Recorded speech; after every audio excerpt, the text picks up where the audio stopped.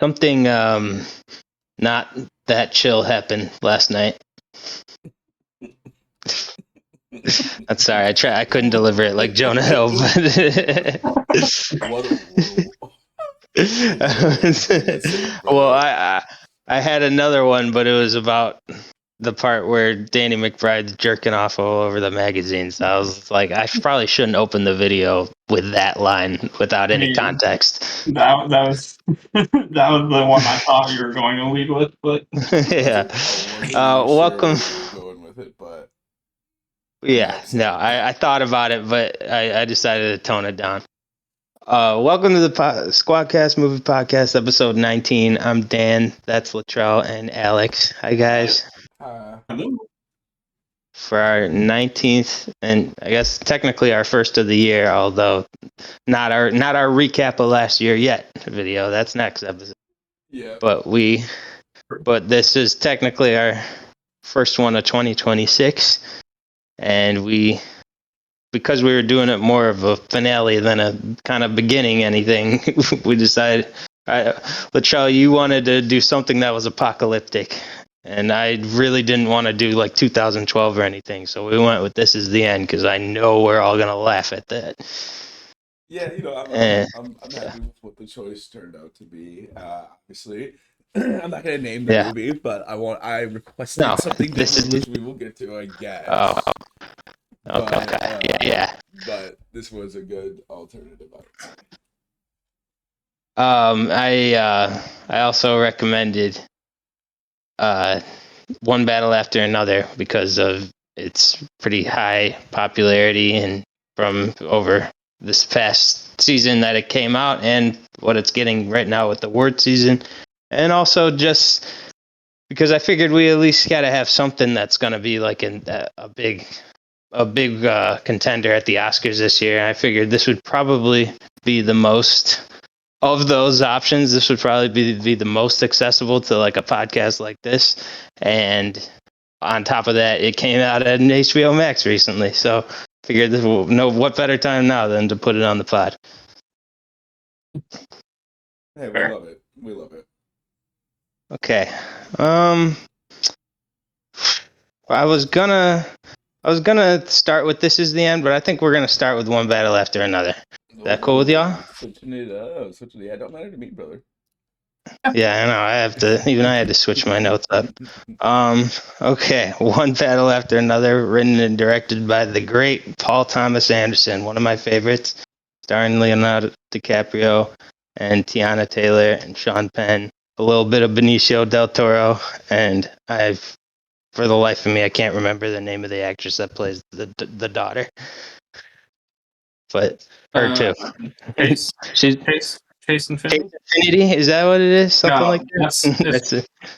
It's Willa. Yeah. Yes. Yeah, Chase Infinity. What's her name? It's Chase Infinity. Willa? Okay. I was right. Chase Infinity. All right, cool. I think Tiana Taylor's the mom. Yeah, she's the mom. Yeah, she's the mom. Yeah, but in the beginning of the movie. Yeah. Isn't that her name? Perfidia Beverly Hills is what I should be saying her name. Yeah, there's a lot of good character names, but to give I don't know how you give a brief synopsis to this movie, but to try to give a brief synopsis, a young girl who's the daughter of two post-revolutionaries, and I don't know if it's the modern day, but it's 16 years after her mom gets arrested and disappears after cooperating. That she's being hunted down by, I guess it's the U.S. military or like U.S. immigration, spearheaded by Stephen J. Lockjaw, who has his own secret reasons for wanting to apprehend her.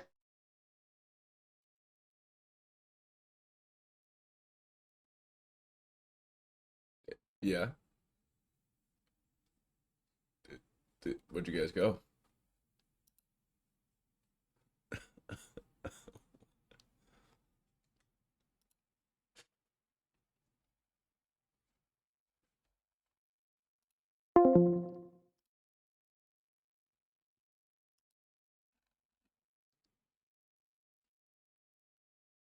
bit weird. There's some weird parts, or there's parts I feel like you watch it and it's like, what the hell is this? Like, what is going on here? Yeah, So I don't know. I've watched it with people who have had that feeling at certain points in the movie. So I was just like, is this going to be too weird for the rest of the pod, or are they going to be able to ride with it? I'm curious. Were you talking about the first scene? Because I don't know if you guys noticed, but everything over here Hey. just stopped working for about 30 seconds. Hey, get it up. I just want that to be known that everything on my end Yeah. over here just stopped working for about 30 seconds. But we're okay. We saw that you backed out, but I just kept going. Yeah, I just couldn't hear anything. Yes, and, I was talking about how the movie could be a little weird for some people, and I guess I didn't mention the beginning, but since you mentioned the beginning, I guess. Oh God. Okay, yeah, that I works. guess you know exactly what I'm talking about. I guess that works. Yeah.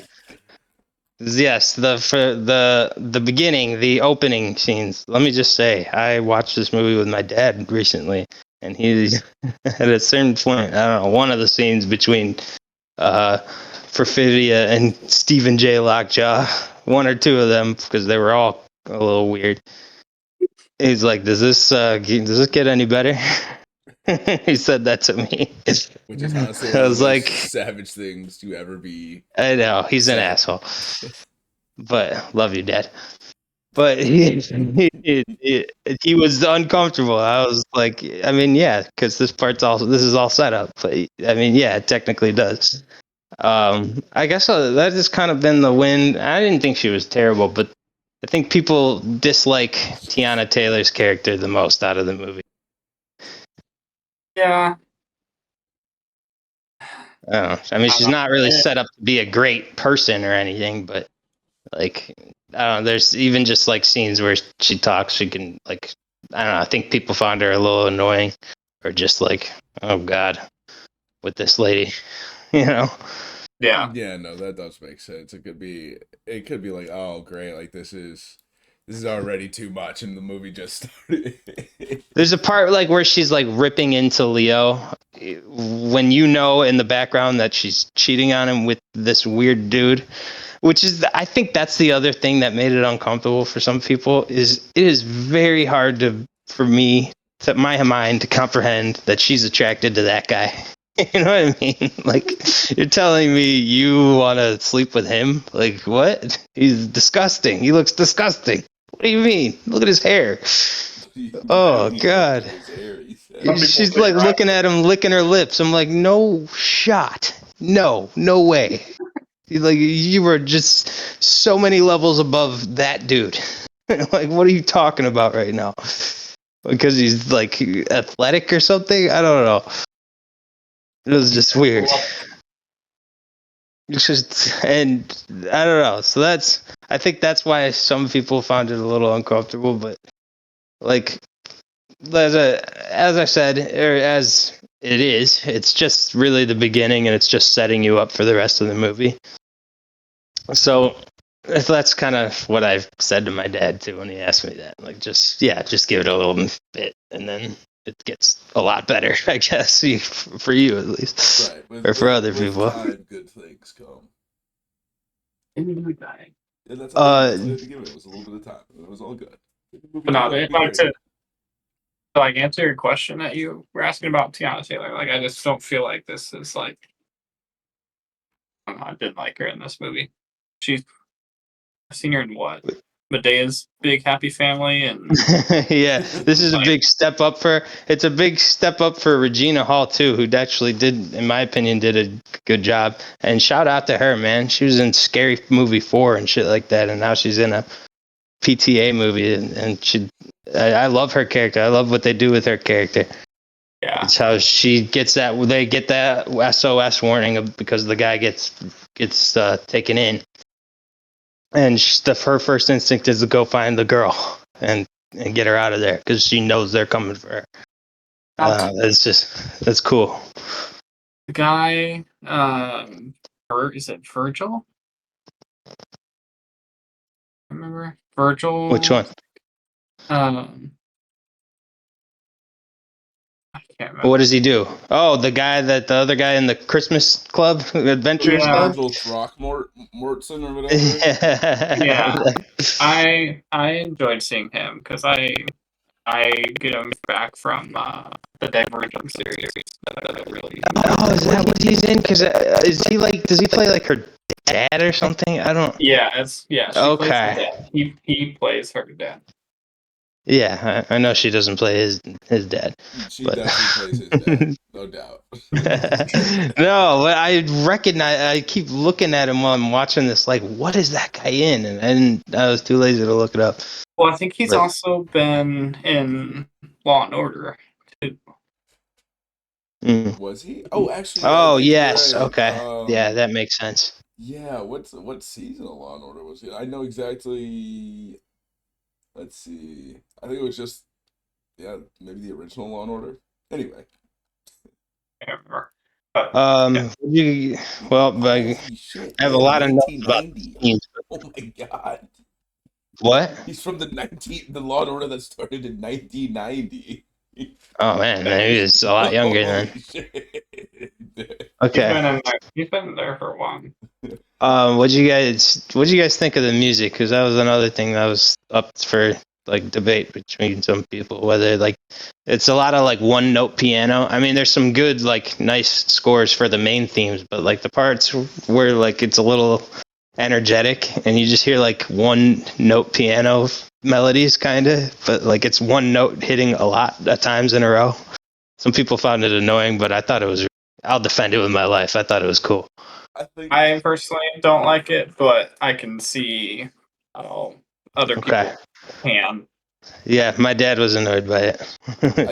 I think the purpose of the score of the movie was to it was to drive the feeling of like anxiety. It was to create an oral panic attack pretty much where it definitely helped with that. Yeah, for sure. and it makes it more of like the music wasn't even as much of a like background as it's like a character in the movie. Yeah. Like, you know what I mean? Well, with the song recorder thing that they have, and that I love the little tune that it plays too. It's so nice, and it kind of fit as like background music in a couple of the scenes. It was great. I'm sure that the guy who did the score did that little tune too. But no, yeah, I guess I'm mainly talking about the little piano parts. Din, din, din, din, din, din.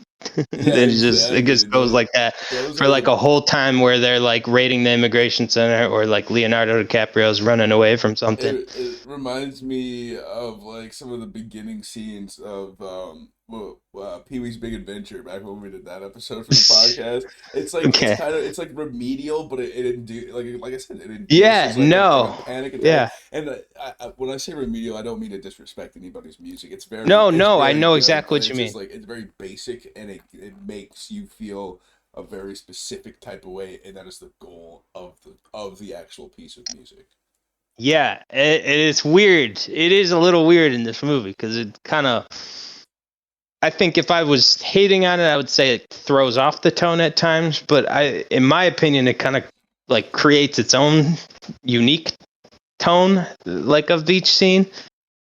Right. Like I don't know, you're kind of feeling different things at the same time. You're like anxious, but you're also optimistic, but you're also just like confused a little bit, like what's gonna happen next. That I guess that's a nice. I don't have it even in my notes, but the movie's pretty damn unpredictable, I'd say. I mean, you can't really say you saw a lot of that come. I didn't.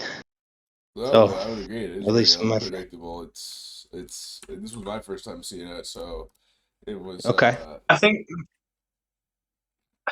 one thing that like I've been noticing just going to the movies a little bit more is like a lot more things are being designed with the concept of like IMAX immersive sound. Yeah. And I really feel like I think from an IMAX perspective it would have been really, really good.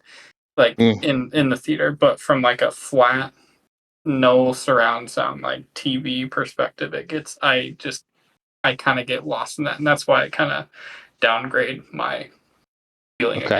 against the sounds. Toss some Okay. headphones on and let the music just titillate your ears. Wouldn't forget you said that. Yeah. But I thought the score was really good. It is getting some attention. I don't think it's going to beat Sinners for really anything, but No. yeah, and it'll probably have a tough time against it for cinematography too. But I thought this movie was really well shot. There's a lot of nice, like, long drawn out shots, kind of like as that follow the characters. As they're like walking through like that department store that's trying to escort a bunch of migrants out. Or just like little parts when he's talking to his daughter at his house before she goes out with their friends. Which on rewatches, Leonardo's pretty funny in this movie. I didn't watch this at around the same time as This Is the End on purpose because I didn't want to watch that and then not laugh at all from the humor in this movie. If that makes sense, like because in terms of humor, the other one's better, but that's the point of that one and not the point of this one as much. So I just but honestly, I don't know if I needed to do that because DiCaprio was really funny in this movie. Actually, it's probably one of my favorite performances. I mean, I'd say the one that gave the most effort was Sean Penn, but I don't know. I think it's a dumb thing to say, but in a way, Leo's a little bit underrated sometimes because I think some people think he plays too much of himself sometimes, but I don't think he's playing himself that much in this role. He's like a burnout idiot that's suddenly getting rushed back into a dangerous situation that he had been evading for several years. And I I don't know. He handles a lot of scenes well when he's arguing with the guy on the phone about the password, and he starts getting there's like I don't know. It's such a good way because he's not really saying anything to convince the guy of anything. He just keeps getting angrier. And so they'll just have like long takes of him talking on the phone, and they'll just get more and more red, and just start cussing at the guy. He's cracking me up in this movie. No, I don't know I about you hear you. guys. That's I. There are a lot of very good comedic points, and again, it's for me. I didn't know what I was getting myself into, so Yeah, watching This Is the End after kind of yeah, it doesn't make the comedic moments any duller for me, but it's like it's hard to yeah. get like this is the end. I It's know. a Well, little, you I know what I was mean? worried that was gonna happen, but I don't know. I still thought he was pretty funny, if nothing else. Yeah, no, I agree. I would agree with that. I do think his performance was very good and funny, and there's very good comedic relief in the movie. What did you guys think of Benicio del Toro in the movie? I thought he was great. He's getting a little too much awards buzz right now for it, but I don't know. I like when he's getting arrested and he starts dancing while doing the tow line, and they're asking him, have you had anything to drink?" It's like, a few. Few what? Few small beers. And that's his last line of the. I don't know. What were you I gonna say, Alex? I'm sorry. No, you're good. I like him in so many Yeah. things. I mean, Right. all the Sicarios, Hmm. Guardians of the Galaxy, like Oh that. yeah. He's yeah, I was happy to see Yeah. him. I like him a little bit more than Sean Penn, but that's because Oh yeah. I just haven't really. This is kind of like my first time really seeing Sean Penn, so I was not. What a first time to see a Sean Penn role. Gee, I mean, he's played Yeah, weird roles before, but this is up there for him. yeah. So I was happy to see a familiar face outside of the other big names in here. Well, let me just, if this gives any credence to Sean Penn's performance, he doesn't talk like that. I don't know if you. I promise you that's not how he actually sounds. Erno, J, Lockjaw. Boys, let's roll out. Or she asks, "Why is your shirt so tight?" I'm not gay, if that's what you're asking. Like, that's not what I said. I could see the list in your shoes, though. That is not what I said.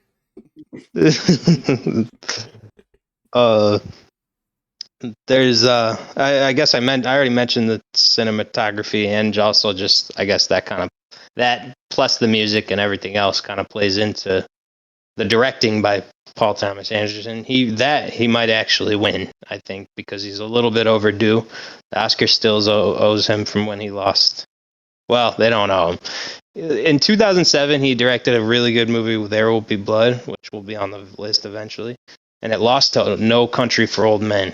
It was kind of sucks because it was like a year where there were two movies that would have won Best Picture like any other year of the decade, but they were both in the same year, so one had to lose.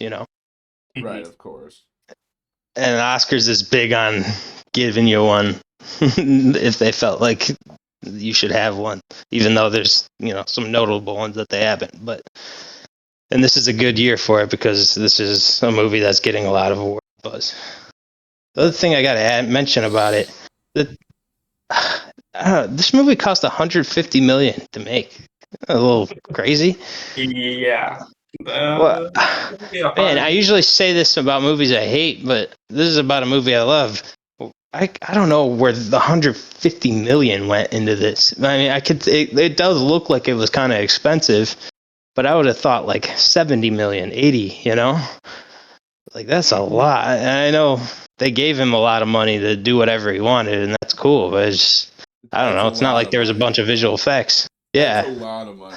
We need some of that 150? money. Honestly, I'd take some of that money happily. Yeah. It kind of offshoots the anti-capitalist message of it, I guess. Yeah, but it's a lot of money. Yeah, no, and also it was a little interesting of a studio choice because Paul Thomas Anderson's popular, but for one, the movie theater's kind of declining right now, and I think they were just really banking on the fact that he's, there are named directors that people will go see. I always bring them up when we have one of their movies on a podcast. We've had like 5 Christopher Nolan movies already. We've heard, or at least 2 or 3. We've had 2 Quentin Tarantino's, and yeah, I'm going to bring it up when it's a Paul Thomas Anderson movie because he's one of the most well-regarded directors of this generation. Right. So, yeah, I don't know. I brought up Benicio, but the other thing I wanted to say about him was that I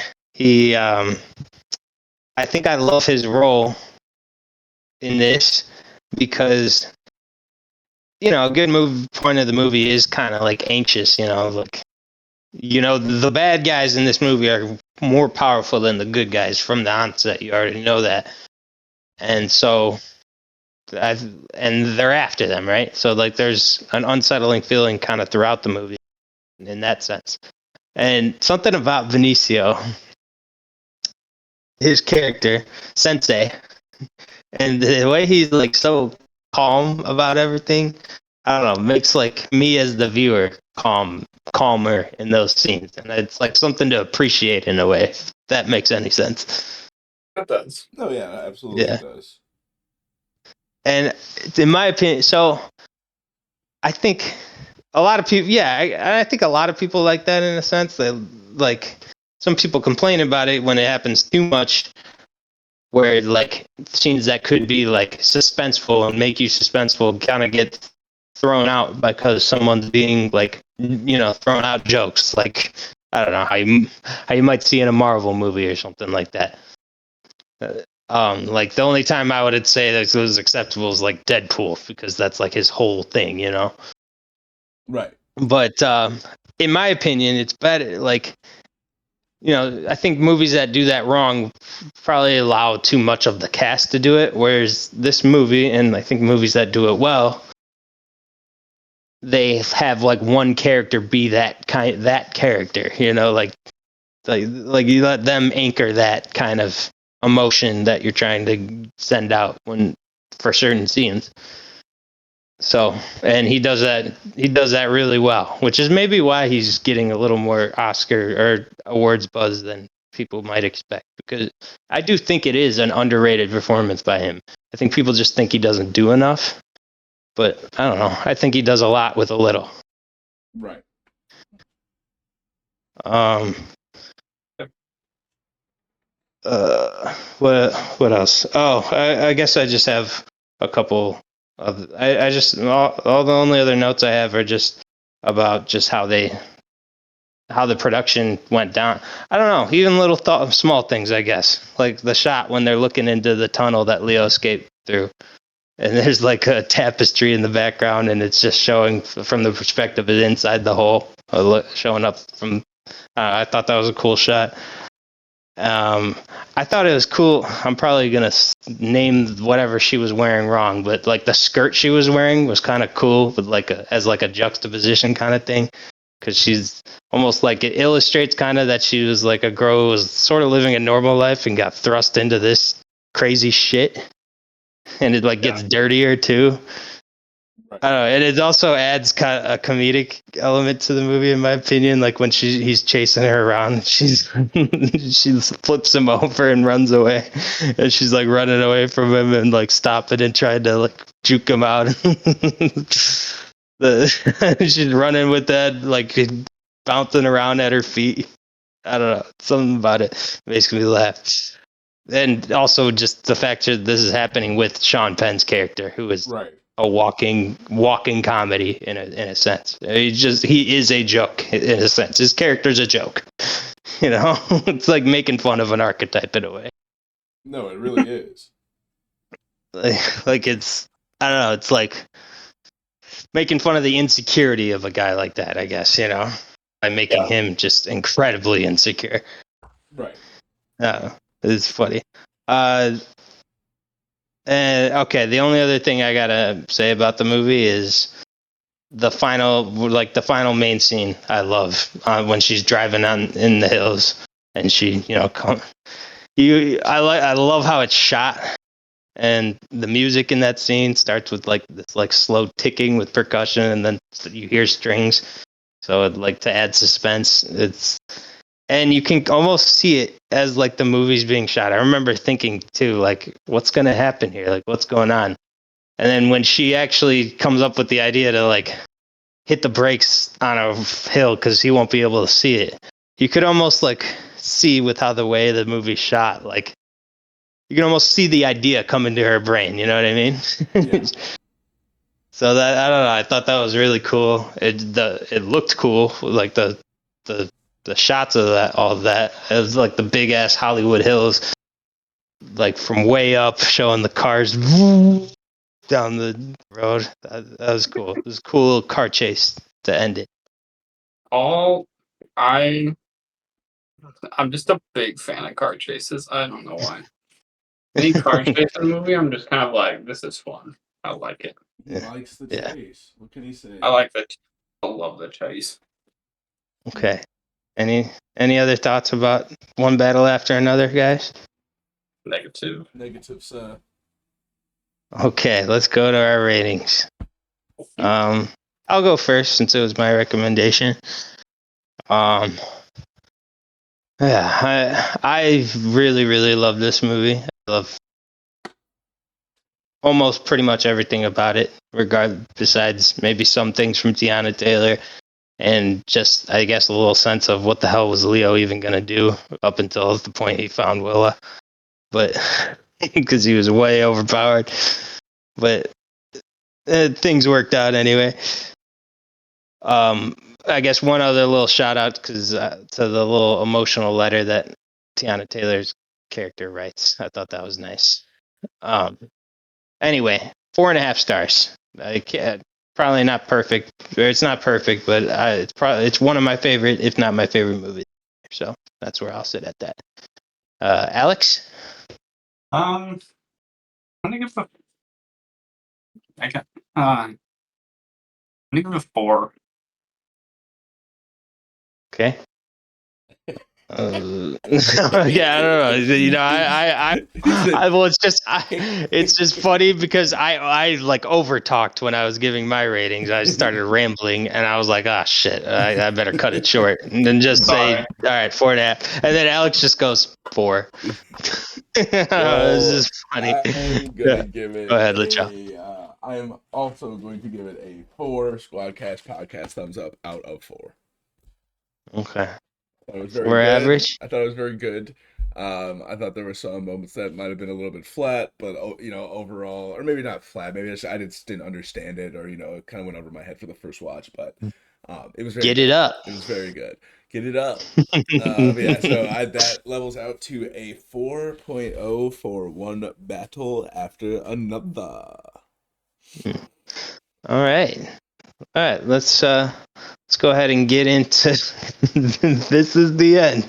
Oh my god. Yeah, as we said, Lachelle, you recommended an apocalypse movie and you gave some suggestions, but you didn't suggest this is the end. And I was like, well, how about one we can laugh our asses off Yeah, to? maybe So that's what I maybe recommended. that was So we'll call it a failed yeah. recommendation on me. But hey, No, it's okay. What do you mean? I thought I took it and made it, Oh yeah, no. I like your recommendation. I'm saying my initial recommendation. Maybe I was very excited about it, but I know it's gonna come back, No, so I'm not too worried about it. it's okay. It was a good idea.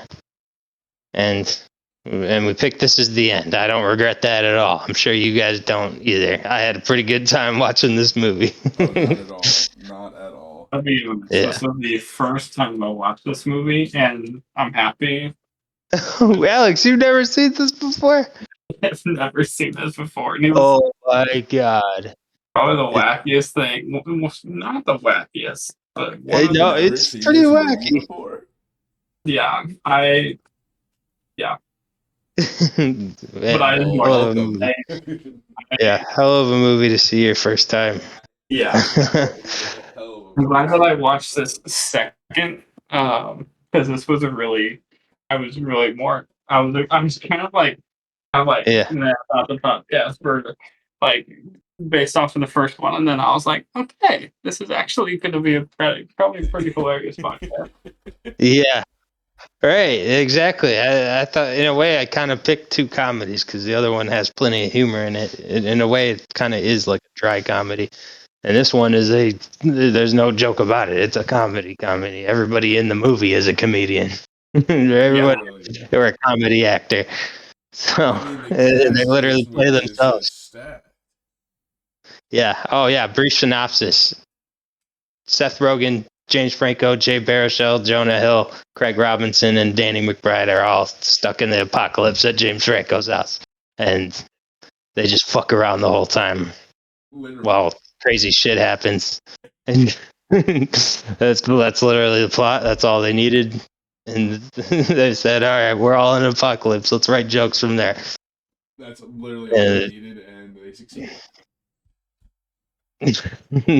Honestly, it's a better idea than people even give it credit for, because you could say anyone could do that, but it's something that it's almost like a cheat code, man.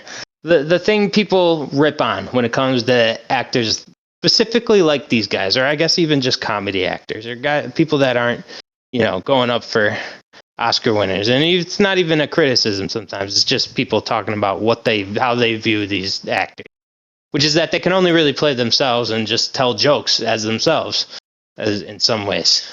And in a way, that's enough because their personalities are great. It's funny. People like being around Seth Rogen and shit, like, and yeah, and that's fine. And I agree with that. So, which is why it's great that they get to just play themselves in this movie. Like that could not be easier, and there's so much to work off of with that. And then they just throw in the extra bone. Oh yeah, we're all in an apocalypse. We're all bunkered up in an apocalypse. All of a sudden, I think the way the apocalypse comes about too is honestly so funny. Like you're just sitting there, Jamie's all pissed off. He's walking to the store with Jonah, and then all of a sudden the windows just blow out. Wait, you mean Jay Baruchel and Seth Rogen? Yeah, sorry, not Jamie. Yeah. Go to the Jay store. and Seth. They're fucking. Then you have They just fucking just blows up. The rapture happens. Yeah, and then there's blue beams, and I forgot. I thought at first it was aliens because it kind of looked like alien beams at first, and I was like, wait, no, this is the rapture. That's what I thought. Yeah. I thought that's what this way was going because I remember we were like talking about Independence Day, and I'm like, oh, okay, yeah, this movie lines up. And then I just kept going. I was like, okay, never mind. But well, it does still line up. It is the apocalypse. I mean, it does. But Carol Sutton, I know what you mean. Carol Sutton, the cashier, her death is probably one of the most hilarious ones to me. I didn't even notice. I mean, it's been a while since I had watched this before this time, but I know I didn't notice before. As that was happening, as people were being raptured, you can hear her going, "Why not me?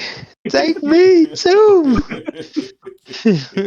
Knowing full well she was just really rude to the customer. Yeah, she pretty much curses dude out. Why the fuck you think I put up the signs? Right, his daughter just had to pee, and she was like, "Fuck no." Read the sign. Look, are you serious? Why the fuck do you think I put up the sign? This shit's pretty funny. It's actually funny. I do like them. Also, something I didn't appreciate as much until rewatching this again. I don't know. There's something funny about like Jonah Hill's character. Like, I don't know. I think when I was younger, I didn't comprehend that he was being super, super fake. So I was like, okay, he's just being nice. And so, and then, he's a dick, right? He's a dick. He's like obviously being like too nice or like over nice, but like, I don't know. I guess I didn't fully get that when I was younger. So I'm watching it now, and it's like. Like what was the scene when he's talking to Jay and he's like, "Oh, my poor baby, I've coddled you too much." Yeah, I've coddled you too. Or like, but even just the first scene when he's being super nice to him and he's just, it's like sick reference, bro. Up there, shit like that. He's like, I love weed. I love marijuana. Weed is tight. Yeah. And but then later Jay Baruchel, like when they're walking to the store, he's like, "I think you guys hit it off well." No, not. He was a total asshole.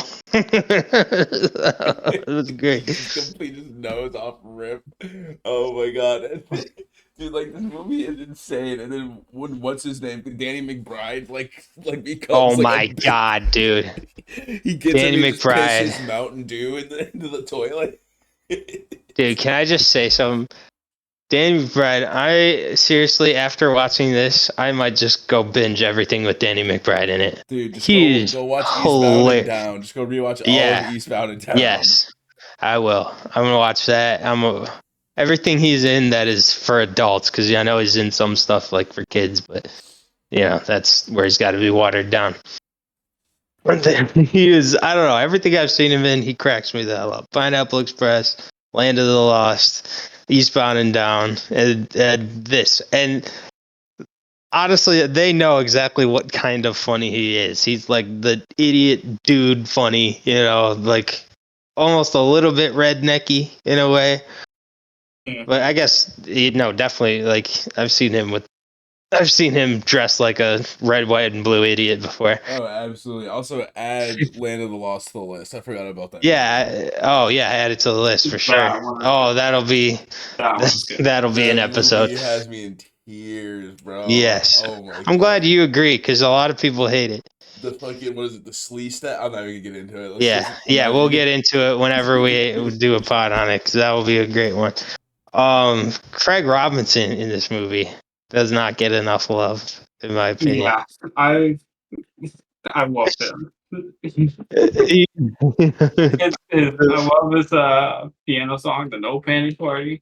Take your panties off. The no panties party. And Dude. didn't he say it when he's getting raptured? He's like, take your panties off. Yeah, He gets, like, right. sucked into the sky. Well, that's the last thing he thinks he's gonna say. Yeah, right. Take your panties off. Dude, I don't know why. One of the funniest parts with him, there's other parts that I'm having a hard time remembering, but one I wrote down because I knew I was going to think it was funny is when they fall through the floor looking for the water, and he has a monkey keychain flashlight. He's like, here, take my monkey here, take Terrence Peterson. He's like, my monkey keychain flashlight. Like, what's his name? Terrence Peterson. Which is funny enough on its own. But when they cut to them looking for it, you hear one more time in the background, Terry Pete. Yeah, dude, it just goes Terry Pete. Dude, that shit That is annihilated my soul. hilarious. This man just goes Terry Pete. Terry Pete. That is, oh God, is that funny? Keychain, dude. Oh my God, that shit is so funny. What's his name? Terrence Peterson. Terrence Peterson. What? Terrence Peterson. Terry Pete. Terry Pete. I love how Michael Cera in this is just a fucking raging drug addict. Oh God, why didn't I put that in my note? Oh my God, he is so, here, smell this. He blows it into McLovin's face. Dude, that is so funny. Michael Cera. It's like, I don't do cocaine. He's like, it's all right. I'll walk you through it. Why you took my phone?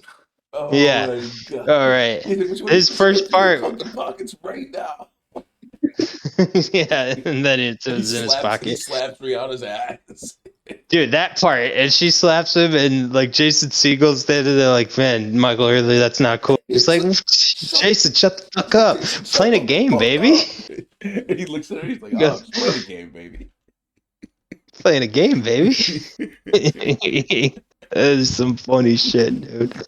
Dude, the whole fucking movie is hilarious. Fucking like James Franco just being a fucking dick. James Franco's only the same character from Pineapple Express, just a little bit more fucking lucid. And I also love how they try to remake Pineapple Express too. Yeah, add it to the list too, by the way. Pineapple Express, yes, absolutely. Yes. Honestly, I might do that. The Lost combo. Yeah, that'd be it. Oh my We'd be laughing our head. There'd be a lot of laughs on that pod. Can we please do that soon? Pineapple Express. Yeah, I think. Yeah, I think we might do that soon. That might be 21 or 22. Like 21, just super lighthearted, bring it in the year, baby. Okay. Oh my God. Okay. So I guess we should talk about the part where something not that chill happened last night, because that whole scene is, well, obviously Jonah Hill gets ravaged by a demon, and to put it lightly, and he says that on the thing, but the reason it happens because he tries to keep being nice to Jay Baruchel, and at one point he just punches him in the face. And it's so funny because you hear him go, his insides hurt more than my outsides. And then it cuts right to him going, God, I hate Jay so fucking much. But he starts the prayer going, Dear God, it's me, Jonah Hill, from Moneyball. Moneyball. I can't deliver it the way he does, but his voice and just the way he talks, and how calmly, he puts a little bit of zest in his whole character too, and right. It just fucking makes it. But just how calmly he says it's Jonah Hill from Moneyball. So oh good. My God, dude! There's so many. I love when when fucking James Franco finally is like, he's making the confession tape, and he's like, I don't want to be his friend anymore. He's like, I fucking hate and he's in the background. And then they finally kick him out, and then later he comes back, and he's the leader of the cannibals. Yeah. And he eats him. Channing Tatum's his dog. Yeah, hey, how'd you like that part, Alex? He just puts puts his asshole in the air. There's a couple of things that I was a little, I was a little like, because I love him. I love him. And he's Yes, like, you see get that? off my Fucking dick. G.I. Joe loves me. He's like, get off my dick. Yeah, he's like grabbing his. It's Wow. so weird. I'm a Wow. cannibal, hombre. We're gonna fucking eat your ass. It is. That's another one I could not possibly do delivery like fucking Danny McBride. Fucking eat your ass. Fucking Danny McBride is so funny, man. Oh my His just the perfect voice for comedy and just like talking the way he talks. And he's just that he's that kind of character. That's what I mean, like about these guys being allowed to play themselves. You could not be able to. There's not a lot of other ways you'd be able to introduce Danny McBride like that, except as himself. Like with they don't show him at first; they just show the O's blowing out of the bathtub. And I think a lot of people who watches all those guys, even their first time watching, like I was, when you're watching, you're like, oh, that's Danny McBride. Right, like you just know, it's like, there's one guy who's been missing from this little group here, and that's definitely him. You know what's funny? It's funny to see Emma Watson in this movie because like I literally outside of this movie, I don't think I've probably seen her in one other movie where she wasn't Hermione Granger, but it's like I love how they actually mentioned that he's like, we just got robbed by Hermione. Yeah, well, yeah, there's a reason for that in my opinion, and I guess it's look, man. Not saying she works hard. I remember there was a thing about how she memorized all her lines and to the point where it was like almost annoying because she would sometimes mouth other people's lines in the shot. And I was like, wow, that's pretty impressive. But the thing about her is, I don't know. There's a movie by Greta Gerwig called Little Woman. It's very chick flicky. I'd never recommend it for the pod. But I watched it, and one thing I noticed is she was surrounded by Florence Pugh and Timothée Chalamet and Saoirse Ronan and somebody else who's really good. And every single person on that cast was out acting her, if that makes sense. That's fair. I don't know. So I think a reason for that is like, I don't know, she's not really a top tier actor. Not that she's bad. I mean, she's good. She's great in the Harry Potter movies, obviously. But I'm just, she doesn't have a lot of range, and there's not really a whole lot to do with her as a character. Like for your character, that's why she's a good addition to this. Like she could just be her. New Twilight. They should make a Twilight remake and then cast her as Bella. Yeah, just do all the books, all the book series. Yeah, just do it all. Just do anything that's a book. That's not Hunger Games. Yeah, right. Well, we don't need more Hunger Games. No, I think one thing that was hilarious for me was Paul Rudd's Paul Rudd, yeah. It was such short-lived, but it was great to see Paul running with a freaking wine bottle, steps on the girl's face on that red. What the fuck he goes, going on? Yeah, what the fuck? Yeah, but then when he steps on that girl's head, he just goes, sorry. Like James Franco, like sorry in the hole, and he's like, Craig Robinson. He's like, Craig, save me. He's like, you're already in the hole. And he just runs away, and then he gets in the house, and he's fucking screaming at Seth Rogen. He's like, I tried to save Aziz. I tried to save Aziz. You did all you could, man. Yeah, that shit was so funny. Kevin Hart's in the movie. Like Kevin Hart picks him down. Kevin Hart dies because he gets freaked out by Aziz's hand getting blasted off, still on his foot, and he trips backwards. David Krumholtz is like, I'm gonna give you my whole you can handle it, right? He's like, yeah, I can. You can handle my whole weight. My entire weight. He just immediately drops. He's like, all right, there goes Bernard. All right, I'm going to give you my whole weight. Jump. All of it. You can handle that, right? Yeah, sure. You could take my whole weight. Yeah. All right, here we go. I don't want to die. Yeah, right. Dude, that's like a Rick and Morty skit. I don't want to die. All right, here we go. My whole Yeah. weight. Right, and immediately dies. Oh man. Oh God, what was I? Well, I guess I was. I mean, we got to bring up how it ends. It ends very typical of like Seth Rogen and Evan Goldberg, where it very briefly flies off the rails for a little bit. They go to heaven. Well, I guess even before that, they get blasted up in the beams. James Franco doesn't go because he was being Tom Petty. Yeah, he's fuck you, fuck you. He's like, suck my It's, dick. He's like, and oh. the thing just goes away. Then he's getting his face eaten. Yeah, which he envisioned with when they were talking about Pineapple Express. He's like, I'm gonna sacrifice myself for you, and Danny fucking eats me. He did say that. Holy Yeah, shit. thought that was a little clever, Fair. clever little thing in a movie that was otherwise being very silly and unserious. Yeah, And not that that's a very serious thing, but it's like I did not catch I don't that. know, not a bad idea, or like it works out in a way, No, that does or like work, in a though. cool Holy way. shit. Yeah. But no, so then anyway, yeah, they go up into heaven, and no, honestly, I think the first time I watched it, I was just like, okay, can this movie just like end now, you know?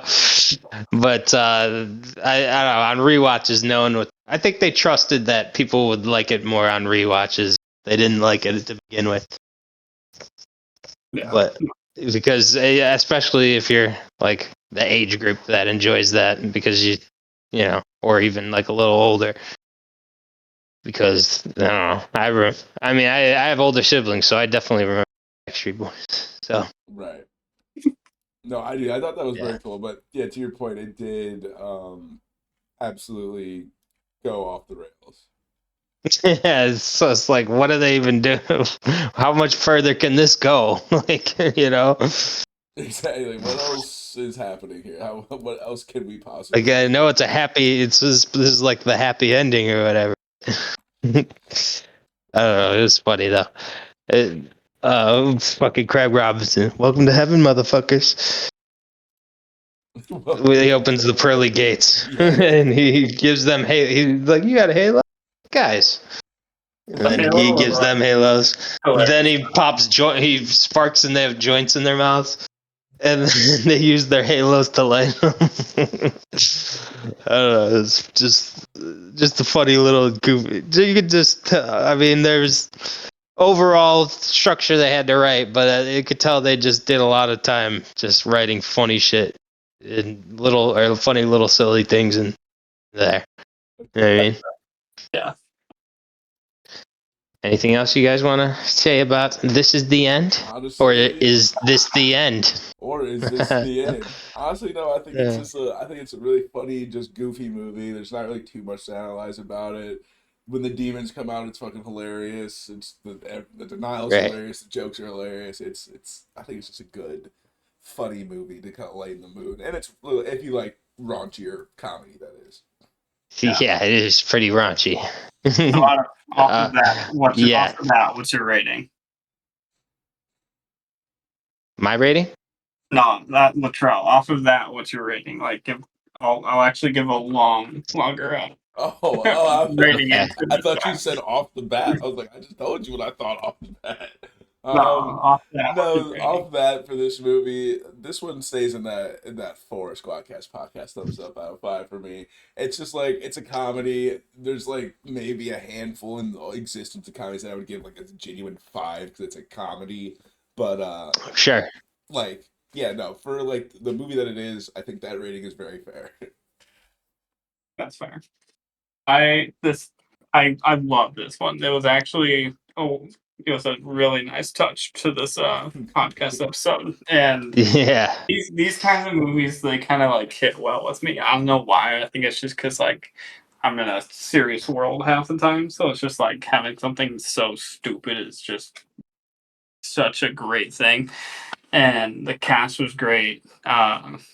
loved Danny McBride and Craig Robinson mostly, and Seth Rogen, but Craig Robinson was my favorite. And so with that, I'm gonna give it a 4.5. I did like it. Okay, wow. Well, this is rare. I guess I'm giving it the highest score. Oh. I'm giving this a 5.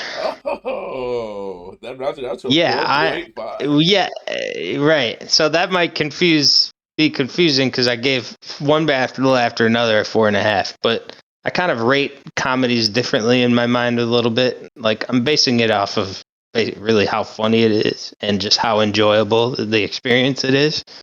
Mhm. And from beginning to end, I enjoyed my experience watching. This is the end. Whereas, I don't disagree with people who are uncomfortable during some parts of one battle after another. So, like, I don't know. I guess if one movie had me entertained throughout the experience more, it was technically this, even though in a way that's unfair because it's a comedy. But I don't know. I look at them differently. So yeah, I'm giving this a 5 stars because I think, especially after rewatching it, it's gonna live on pretty well. Like with movies like Pineapple Express and Superbad, and some beloved comedies. Some Yeah. classics. I think this fits in neatly. And if people don't view it that way, I think they just need to rewatch it again because I mean, everything, some of the funniest stuff you hear from any of the guys are in this movie. Like it's one of the better ones. And I think it's gonna have, if it doesn't already, I think it's gonna have pretty high status in terms of comedies. It's one of the funnier movies I've ever seen. I would agree. So, yeah. So I gave it a 5. I'd love to hear that. Look at that. Hey, we did it! We did it. We did it, guys. Episode 19. Yeah, good job. Yay. I'm happy we did these movies. I'm happy we did them together. Yeah, there it is. I was gonna try to stall a little bit until then. But yeah, no, this is good. This is a good pairing. I'm glad you guys liked One Battle After Another. I didn't know. I didn't know what you'd think. So I'm definitely gonna watch it again. Yeah, I would recommend that because I loved it more on a rewatch. So I may watch just it. like knowing what's coming and stuff. So yeah. And that also helps with like the weird scenes. Like now you know it's coming. You can kind of just like joke about it while you're watching it, which is kind of what I did. Exactly. Fair enough. Yeah.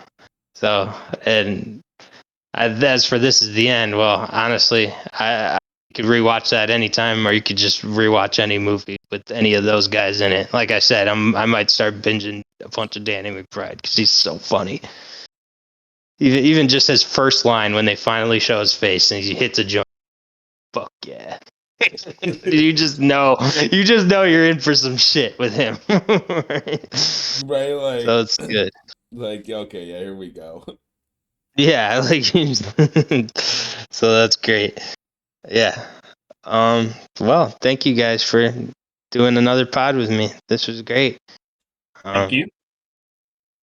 Thank you, Latrell. Hey, thank you. I had a blast. Thank you. Okay, well, that wraps it up. Next episode, we'll do our big wrap up, episode 20. Next year. See ya. For what? No, right. See you next year. Oh, wait. It's already. But yeah, no, we'll wrap up. We'll talk a little bit about the movies we reviewed this past year. Maybe talk a little bit what we'll review in the future. And also, I think I'll just throw in, like, we'll just talk about what any of us have been watching recently. Just what we think of it, Yeah, we'll have some fun. It'll be fun. Yeah, we'll have some fun. We'll think about it a little bit. But yeah, that's next week. As for this week, we are signing off. Thank you for listening, those who do, and we'll see you next time. Bye. Peace.